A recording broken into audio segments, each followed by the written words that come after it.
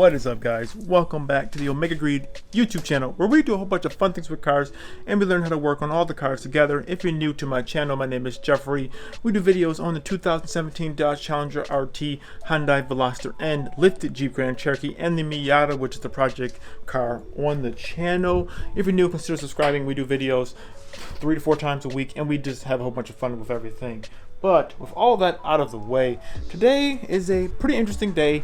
I haven't really felt like vlogging or like picking up the camera in like a minute, and I don't know, I'm back into it. So the last video that you guys probably just saw was when I did the tow hook on the Miata.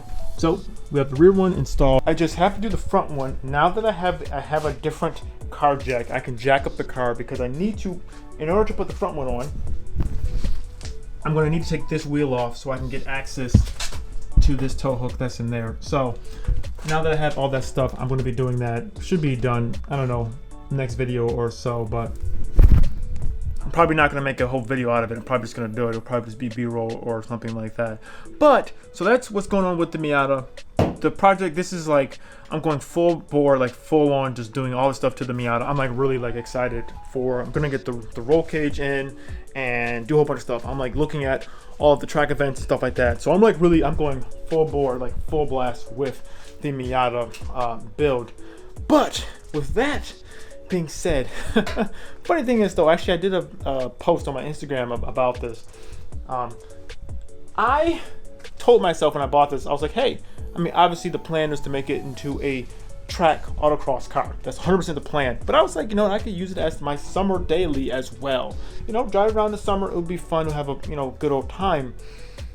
Took me about 2 days of doing that after going back to work, after like working from home for like a long time. It didn't quite go as well as what I thought. Now, when I was younger, when I was in like my early 20s, I would have done it. It would have been no sweat, no problem at all. Like I've driven way worse cars. Like I wouldn't say worse, but like unpractical cars than this.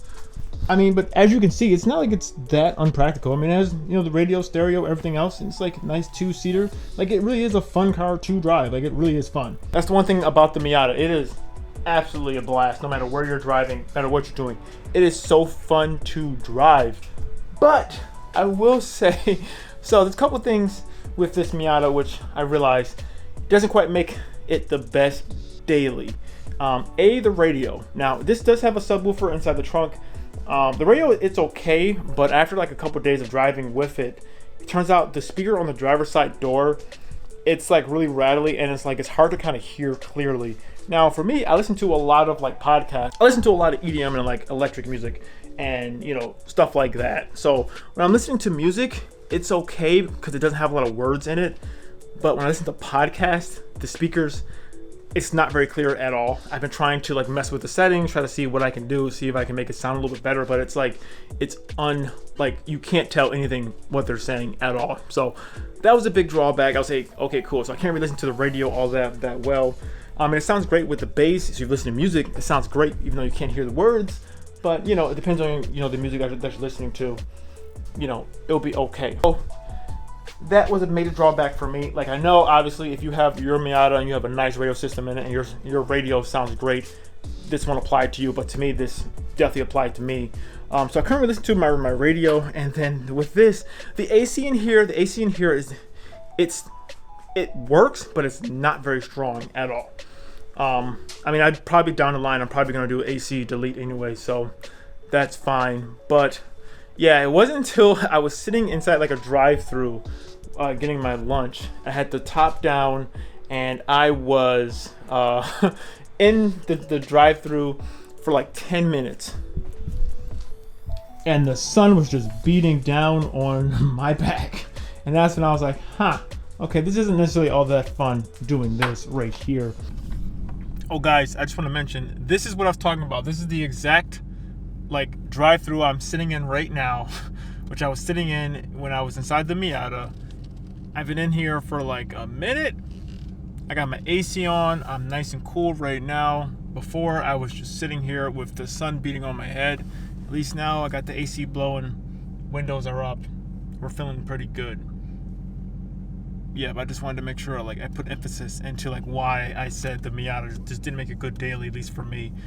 at that point in time. But all right, continue on with the video. Don't get me wrong, truly the Miata is so fun to drive.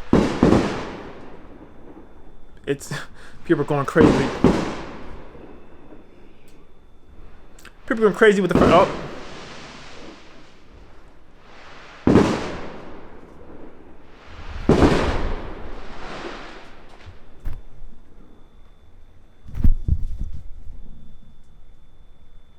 Okay, people going crazy with fireworks, but yeah, the Miata it's totally fun to drive. It really is, but it really is fun when you don't really have somewhere to go. That's one thing I was realizing with it. It's a fun car. You don't have to be somewhere specifically. Like, I love taking this thing out on the back roads, or just like, you know, going around town and stuff like that. But like going to and from work and stuff like that, it just I realized like it's fun, but truly though, the Challenger is just like, it's just a better daily. Let's just face it. Now, once again, it could be just because I'm a little bit older now, but you know, when I was younger, I would have driven this thing all day, every day, no problems at all. Wouldn't have, you know, problem at all. And also for me, I am like much taller. Like you see, I'm standing next to this thing. Some perspective, so this goes up to like not even my waist. Getting in and out of it was kind of a pain, but like I said, it's not that big of a deal. But I just realized right now, driving the Challenger is just a much better daily for me, and it really is making me fall back in love with the Challenger. Like, I haven't driven it since I've been working from home. I haven't really driven it that much, but like now, just driving it every single day, it's really made me fall back in love with it, and like realize like, wow, it's a great daily because it's big, it's, you know, it's not fast, but it's quick. It's big, it's quick, have all the radio features, all the technology features that you will want. It's comfortable, AC works great, and you know, I can get in and out of it. It's a really it's like a fun, great. And even driving the Veloster N. Now that's the other thing though. The Veloster N, I think, is like, it's a great daily car. Like, I was talking to my fiance, because as you guys know, that is her daily. The Veloster N, I think, is great. It's like the best of both worlds. It's a manual. The manual makes it really fun to drive, no matter where you're doing or like what you're doing. It's like really fun to drive. And also the fact that that manual it's a really nice manual. It's not like really all that hard to drive, honestly. It really isn't. Has all the radio features, technology features, and you know, I love the fact that inside the Veloster N, put inside the different drive modes.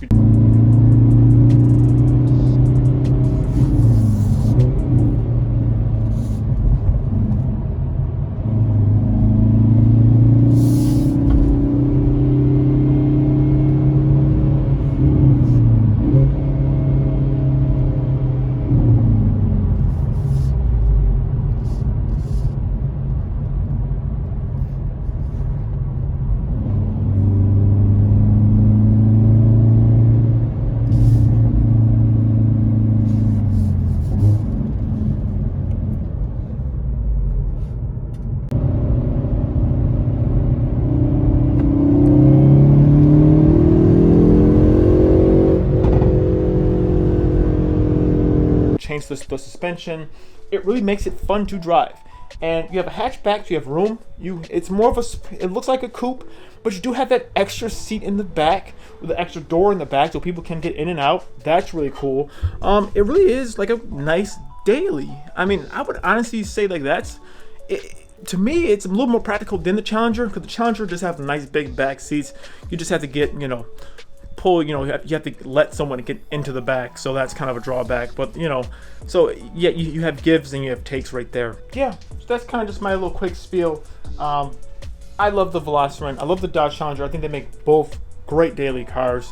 A little bit more than the Miata for obvious reasons, but the Miata still, it's like, honestly, I think the Miata is like, it's just a blast to drive. It really is. But at least for me, driving it on a daily basis, at least now in this point in my life, I don't think I want to do that.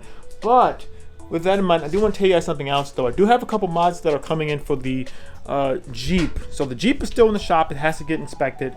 Turns out there's a little bit more stuff that's going on with the Jeep, which I'm going to get into that until the next video, or one of the next videos. I'm going to be talking about that a little bit more and try to just breaking it down for you guys what's going on with the Jeep. But I do have some couple things that are in store for it. Like right now, I do have, as you can see, I have I'm going to be hooking up this some LED lights. I have the mounts, the wiring harness, and the actual LED lights.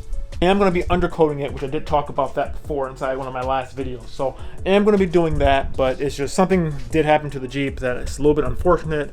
So we're going to be talking about that inside probably the next or one of the next videos. But if you guys are interested, check out my Instagram, OmegaGreed. It's the same name as the YouTube channel. I'm going to be having stuff on there earlier than I do on YouTube. So if you want to check out, in behind the scenes stuff, you can see it there. Go to the website, geekswithcars.com. You can shop my merch. I have merch there as well. If you found this video to be somewhat informative and somewhat interesting, please give me a like, consider subscribing, and comment down below, because I really want to know how many of you guys made it to the end of the video. But like that, I'm going to end the video here. Thank you guys so much for watching this video. If you like it, give it a like, follow me on Instagram, and I'll see you guys in the next video, where we're going to be talking a little bit more about the Jeep and what's going to be in store for that, and what's going to be in store for the Project Miata on the channel. Alright, see you guys.